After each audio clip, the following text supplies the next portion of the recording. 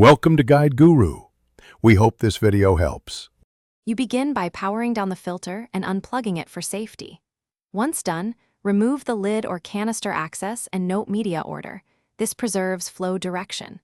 Grab a bucket of conditioned replacement water and place towels under the stand to catch spills. Make sure to schedule a 10 to 20% water change while you work. This prevents sudden chemistry shifts. You will move fast but deliberately, keeping used media contained for inspection and rinsing. You take media out in the same order it was installed, so you maintain the system's filtration logic. For biological sponges or ceramic rings, gently rinse them in the bucket of tank water to preserve beneficial bacteria. Do not use tap water.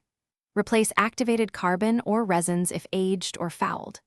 While the filter is open, check impellers, seals, and tubes for buildup or damage and clean them.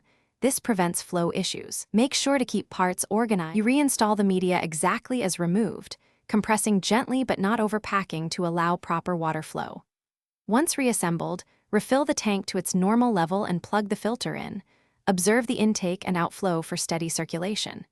Make sure there are no leaks at seals and that the impeller spins freely.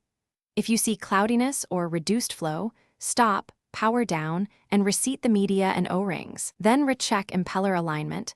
This usually resolves the issue quickly. Thanks for watching. Consider subscribing if we helped you today.